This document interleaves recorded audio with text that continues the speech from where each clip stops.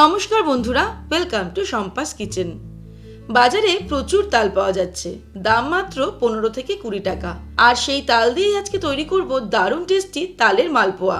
তালের বড়া তো সবার বাড়িতেই হয়, কিন্তু একদিন এইভাবে তালের মালপোয়া তৈরি করে দেখুন, যা খেতে দারুণ টেস্টি। বাড়িতে একবার তৈরি করলেই বারবার তৈরি করার রিকোয়েস্ট আসবে। তাহলে চলুন শুরু করি। সবার প্রথমে একটা তাল নিয়ে নিয়েছি। এরকম কালো দেখে তাল কিনবো। আমি তালটা 20 টাকা দিয়ে কিনেছি। ওপরের অংশটা এইভাবে ছাড়িয়ে নেব। কালো তাল কিনলে যেটা হয় সেটা হলো তিতকুটে হওয়ার চান্স কম থাকে, মিষ্টি হয়। আর আমরা যখন তাল কিনবো তখন কিন্তু একটু পাকা দেখে তাল কিনতে হবে। ওপরের অংশটা এইভাবে ছাড়িয়ে নেওয়ার পর আমরা এই যে বোটার মতো অংশটা, সেটাকে আমরা বাদ দিয়ে দেব। একটা ছুরি নিয়ে সেটাকে আমি ওপর দিয়ে কেটে দেব। ওপরের বোটার অংশটা কাটলেই এর খোসাটা অনেকটাই আলগা হয়ে যাবে। এইরকম ভাবে আমি ছুরি দিয়ে কেটে দিচ্ছি বোটার অংশটা। এইভাবে বাদ দিয়ে খোসাটাকে অল্প অল্প করে ছাড়িয়ে নেব। পাকা তালের খুব সুন্দর কিন্তু সুগন্ধ বের হয়, সেটা দেখলেও তাল কিনতে সুবিধা হয় যে যে তাল থেকে সুন্দর সুগন্ধ বের হচ্ছে। এইভাবে তালটা আমি পুরো ছাড়িয়ে নেব আগে খোসাটা, তারপর ফিরে আসছি। এই যে তালটা সম্পূর্ণ খোসা ছাড়িয়ে নিয়েছি। এবার এটাকে উল্টে নিয়ে এইভাবে তালের 3টে আটি আলাদা আলাদা করে নেব। একটা তালে কিন্তু 3টে করে আটি থাকে। এই আটিগুলো থেকেই তালের কাইটা আমাদের বের করে নিতে হবে। তালের কাই বার করার জন্য এবারে নিয়ে নিয়েছি একটা সসপ্যান। তার উপরে বসিয়ে দেব একটা ঝাঁঝরি থালা। এরকম ফুটো ফুটো ঝাঁঝরি থালা কিনতে পাওয়া যায়। আর নিয়ে নিয়েছি একটা বাটিতে কিছুটা পরিমাণে জল।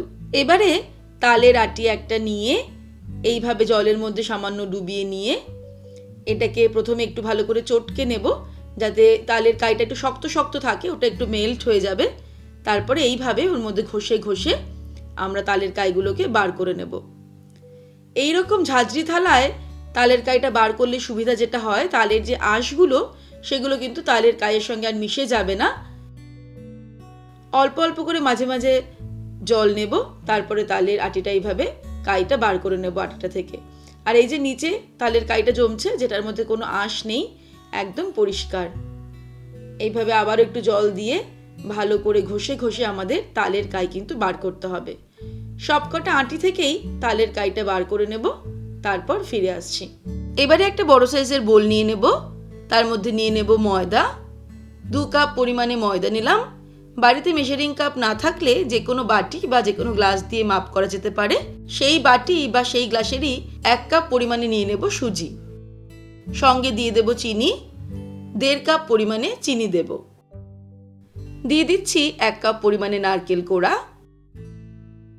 দিয়ে দিচ্ছি 1 কাপ পরিমাণে তালের কাই।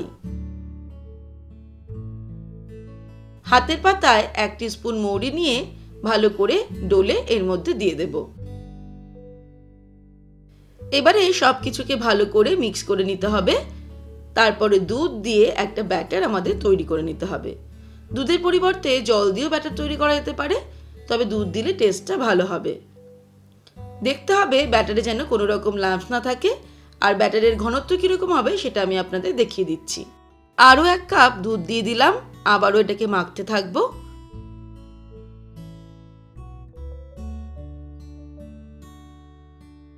এবারে কিন্তু ব্যাটারটা আমাদের তৈরি হয়ে গেছে। মোট 2.5 কাপ আমি এর মধ্যে দুধ ব্যবহার করেছি। ব্যাটারটা রেডি করার পরে এবার আমি এটাকে রেখে দেব 15-20 মিনিট, যাতে সুজিটা ফুলে সেট হয়ে যায়। 15-20 মিনিট পর ফিরে আসছি। 20 মিনিট হয়ে গেছে, সুজিটা কিন্তু ফুলে উঠেছে, ফলে ব্যাটারটা বেশ খানিকটা ঘন মনে হচ্ছে। তাই এর মধ্যে আমি কিছুটা জল অ্যাড করে এটাকে পাতলা করব। অল্প অল্প করে জল অ্যাড করছি। এটাকে ভালো করে আবারও একটুখানি ফেটিয়ে নেব। প্রায় 1.25 কাপ মতন জল ব্যবহার করলাম। এবারে ব্যাটারের থিকনেসটা ঠিক আছে। আর সবশেষে এর মধ্যে দিয়ে দেব 1 চিমটি নুন। তারপরে ভালো করে মিক্স করে নিয়ে আমরা চলে যাব পরের স্টেপে। এবারে তালের মালপোয়া ভাজার জন্য ফ্রাইং প্যানে নিয়ে নেব রিফাইন্ড অয়েল। বেশ খানিকটা তেল নিতে হবে, কারণ মালপোয়াগুলোকে আমাদের ডুবো তেলে ভাজতে হবে। তেলটা ভালো মতো গরম হয়ে গেলে 1 হাতা ব্যাটার এর মধ্যে দিয়ে দেব। একটা হাতার মাপ করে ব্যাটারটা ঢাললে সব মালপোয়াগুলো কিন্তু সমান সাইজের হবে। এবারে এই মালপোয়ার ওপর দিয়ে এইভাবে তেল ছড়িয়ে দেব। তারপরে মিনিট খানেক হয়ে যাওয়ার পর এটাকে আস্তে করে উল্টে দিতে হবে। আবারও এটাকে মিনিট খানেক ফ্রাই করব, তাহলেই কিন্তু আমাদের মালপোয়া ভাজা হয়ে যাবে। তেল থেকে ছেঁকে এটাকে তুলে নিতে হবে। এইভাবে একটা একটা করে বা বড় ফ্রাইং প্যান হলে 2-3টে করে মালপোয়া আমরা ভেজে নিতে পারি। মালপোয়াগুলো ভেজে নেওয়ার পর গরম গরম অথবা ঠান্ডা করে আমরা সার্ভ করতে পারি। তাহলে আমরা দেখে নিলাম তালের মালপোয়া কত সহজে তৈরি করা যায়, যা খেতে কিন্তু দারুণ টেস্টি। একবার তৈরি করলে বারবার তৈরি করার রিকোয়েস্ট আসবে। রেসিপিটা ভালো লাগলে লাইক আর বন্ধুদের সঙ্গে শেয়ার করতে ভুলবেন না। আর এরকমই দারুণ দারুণ রেসিপির আপডেট পাওয়ার জন্য এক্ষুনি সম্পাস কিচেন চ্যানেলটিকে সাবস্ক্রাইব করে নিন। ভালো থাকবেন, সুস্থ থাকবেন। আমি আবার হাজির হব নতুন নতুন রেসিপির সঙ্গে। নমস্কার।